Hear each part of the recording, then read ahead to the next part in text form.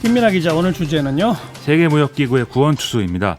유명희 산업통상자원부 통상교섭본부장이 오늘 이제 WTO 사무총장 출마를 공식 선언했는데요. 한국인으로서는 세 번째 도전이 되는 셈이고, 만약 당선된다면은 WTO의 첫 여성 사무총장이라는 기록도 세우게 되는 거여서 관심이 뜨겁습니다. 아, 한국인이 벌써 세 번째 도전이에요? 그렇습니다.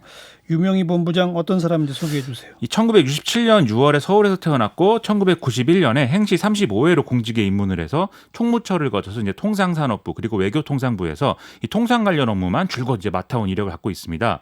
2005년에 외교통상부 자유무역협정 정책과장을 맡았었는데 이때 더 이제 기수가 위인 외시 출신이 가는 자리다 이렇게 여겨졌던 곳이었기 때문에 이때 이미 파격 인사다 이런 평가가 나온 바가 있었고요. 그리고 박근혜 정권에서 청와대 홍보수석 비서관실의 외신 대변인을 맡았었고 그 다음에 이제 이번 정부 들어서는 산업통상자원부에서 통상정책국장, 통상교섭실장 거쳐서 2019년부터 차관급인 통상교섭본부장을 맡고 있습니다. 남편이 전 자유한국당 의원이라면서요? 그렇습니다. 이 정태욱 전 자유한국당 의원이 이제 배우자인데 뭐 이부망천 뭐 이 발언을 해서 뭐 탈당하고 무소속 출마했는데 당선이 안 된 사람이죠. 그래서 이 사실이 이제 인터넷 공간이나 일부 언론에서 많이 언급이 되는데요. 근데 뭐 부부라고 해도 각자의 성향 그리고 커리어 이게 따로따로 있는 거고 또 배우자가 한 일 뭐 이런 것과는 별개의 평가를 받아야 되는 거 아니겠습니까? 물론이죠. 유명희 본부장은 유능한 관료이고 WTO 사무총장에 도전할 만한 그런 자격을 갖춘 인물이다. 이렇게 평가를 하면 뭐 그걸로 충분할 것 같습니다. 출마의 변이 있나요? 유명희 본부장이 오늘 브리핑에서 WTO가 1995년 이래 가장 큰 위기에 직면했다 이렇게 진단을 하면서요. 이 위기가 미중 등의 어떤 주요국 간 그리고 선진국과 개도국 간 갈등으로 발생했다. 이 점에서 지금 WTO 체제를 통해서 여기까지 성장한 한국이 갈등을 중재하는 역할을 할 수가 있다. 이렇게 주장을 했습니다. 바로 이게 아마 다른 회원국들을 설득하는 이런 핵심 논리가 될 것 같습니다. 현재 사무총장은 뭐 조기 사임하기로 했다고요? 호베르트 아제베도 WTO 사무총장 임기가 원래는 2021년 9월까지인데요. 오는 8월 거의 이제 1년 앞당겨서 사임하기로 이렇게 결정을 했습니다. 왜요? 뭐 사유에 대해서는 가족과 협의한 뭐 이렇게 깊게 고민한 결과 이렇게 설명을 했는데 우리 표현으로 하면 뭐 일신상의 이유 뭐 이런 거죠. 하지만 미중 무역 갈등 국면에서 좀 어떤 미국의 등살을 견디지 못하고 물러나는 거다 이런 해석이 좀 지배적으로 나오고 있습니다. 네. 자, 미국이 어떻게 했기 때문에 그런 거예요? 트럼프 대통령의 경우에 WTO가 중국을 포함한 일부 국가들이 개발도상국 지위를 활용해서 부당한 이익을 누리고 있다. 그래서 WTO 체제는 무용하다. 이런 주장을 해왔는데요. 실제 지난해 부당하게 개도국 혜택을 누리는 국가 중에 하나로 한국을 지목하기도 했었죠. 여기에 더해서 지금 호베르토 아제베도 사무총장 브라질 출신인데 브라질의 자우소나루 행정부의 경우에는 미국의 주장을 따라서 이 자국의 개도국 지위를 포기하고 대신 OECD 가입을 추진하는 등의 어떤 친미적 행보를 또 하고 있거든요. 그래서 이런 맥락들이 좀 관련이 있지 않나 싶습니다. 이 사무총장은 어떻게 뽑아요? WTO 회원국 중에 이제 후보 등록을 하게 되는 것이고 이후에 선거운동과 실질적인 선출 절차인 이제 회원국 협의 순서로 진행을 하게 되는데요. 이 회원국 협의 과정에서 지지도가 낮은 후보를 탈락시키는 절차를 반복해서 이 최종 단일 후보를 선출하는 이제 그런 형식의 이제 절차입니다. 일단 후보자 등록 기간이 다음 달 8일까지고 이후 일정은 뭐 코로나19 상황도 있고 하니까 현재로서는 이제 정확하게 확정은 안 된 상태인데 원래대로 하면 전체 절차가 한 6개월에서 9개월까지도 이제 걸릴 수 있다고 합니다.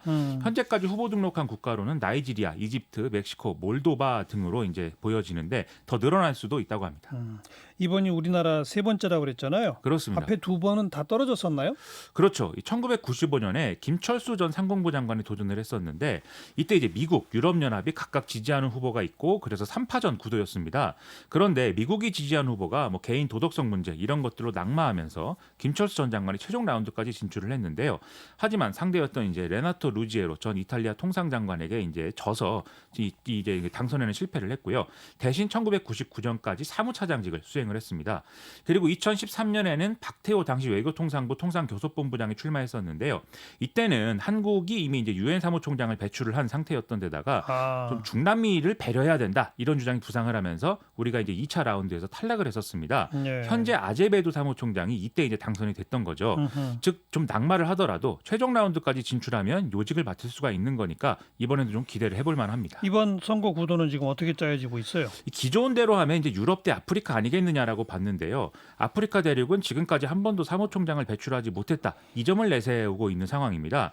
유럽의 경우에는 WTO 사무총장은 개발도상국과 선진국이 번갈아 맡았기 때문에 이번에는 선진국, 즉 자기들 차례다 이렇게 주장을 하고 있는데요. 문제는 양쪽 모두 단일 단일 후보 논의에 있어서는 좀 지지부진한 상태다라는 겁니다. 아프리카의 경우에는 앞서 말씀드렸듯이 나이지리아하고 이집트가 지금 따로 후보 등록을 한 상태인데요. 예. 여기다가 2017년에 당선된 현 이제 세계보건기구 사무총장이 또 아프리카 출신인데 이번에 뭐 좋은 평가를 못 받았으니까 아마 이 점도 평가 요인이 될 것 같습니다. 이런 빈틈을 이제 우리가 이번에 좀 치고 들어갈 수가 있다 이렇게 볼 수가 있는 건데요. 뭐 미국, 중국 모두와 소통할 수 있고 또 중견국으로서 선진국과 개도국의 입장을 모두 살필 수가 있다. 이런 장점이 이제 우리가 있다는 거죠. 방금 미국, 중국 모두와 소통할 수 있다고 했는데 지금 미국과 중국은 싸우고 있잖아요. 그렇죠. 두 나라 입장은 어떨까요? 이게 이제 유명희 본부장의 경우에는 미국이 WTO에 대해서 비판적인 입장을 보이고 있지만 미국 무역대표부의 기본 입장은 WTO 탈퇴가 아니라 개혁이다. 그래서 개혁의 적임자인 자신을 지지할 것이다. 오늘 이렇게 자신 있게 설명을 했습니다. 그리고 유명희 본부장이 또 미국 유학파이기도 해서 나름대로 또 미국 사람들하고는 소통을 잘할 수 있는 인물이 아니겠느냐. 뭐 이렇게 생각이 되기도 하는데요. 예. 그리고 중국의 경우에는 어제 산업통상자원부의 통상차관보가 이 싱하이밍 주한 중국 대사를 만난 사실이 확인이 됐다고 합니다. 그래서 뭐 여러 가지 경제 상황이라든지 뭐 자유무역 어떤 원칙 이런 것들을 얘기를 했다고 하는데 자연스럽게 이제 그 WTO 사무총장 관련 얘기도 나왔고 아마 거기서 이제 지지를 요청했을 거다 이런 이제 언론의 추정이 나오고 있는데요. 또 유명희 본부장은 지난 2007년부터 3년 동안 주 중국 대사관에서 근무한 이력도 있고 2015년에는 동아시아 FTA 추진 기획 단장을 맡아서 또 중국과 접점이 적지 않은 그런 이제 인사다라고 평가를 받는다고 하거든요. 그러니까 이런 점도 또 강점이다 이렇게 뽑아볼 수가 있겠죠. 일본은 어때요? 아무래도 이제 지금 일본하고 우리가 좀 안 좋은 상황이니까 예. 이제 신경 쓰일 수밖에 없는 건데요. 일본 언론들은 지금 유명희 본부장이 이 일본의 수출 규제 문제를 해결하는 데 있어서 좀 전면에 나서는 이런 직책이 있었다는 점 때문에 상당히 우려를 표명하면서 이제 관심사를 이제 갖고 있습니다. 그래서 유명희 본부장이 이 WTO 사무총장 출마 입장을 밝히면서 국익에 도움이 되도록 최선을 다하겠다 이렇게 발언한 걸 들어서 만일 사무총장으로 선출되면 일본에 대한 공세를 강화할 우려가 있다 이렇게 평가하는 보도 내용이 또 국내 언론에 인용이 되기도 했습니다. 진짜 그렇게 될까요? 이 유명희 본부장은 WTO 사무총장은 특정 국가를 대변하는 직책이 아니라면서 개별 분쟁에 개입하지 않겠다라는 뜻을 이제 오늘 강조를 했는데요. 앞서 이제 일본 언론이 언급한 국익 관련 발언도 WTO 교역 질서와 국제 공조의 복원이 우리 경제와 국익 제고에 중요하다 이렇게 얘기를 한 건데 일부만 떼서 이제 보도를 한 결과가 이제 그렇게 보도가 나온 거라는 거죠. 예. 그래서 이것만으로는 직접적으로 일본이 불이익을 본다고 얘기하기는 어려운데요. 다만 지금 WTO의 현안 중 하나가 지난해 말부터 이 상소기구의 운영이 중지되면서 분쟁 해결 기능의 실효성이 상실됐다. 이게 있습니다. 이렇게 된 이유는 미국이 위원 선임에 반대하고 있기 때문인 건데요.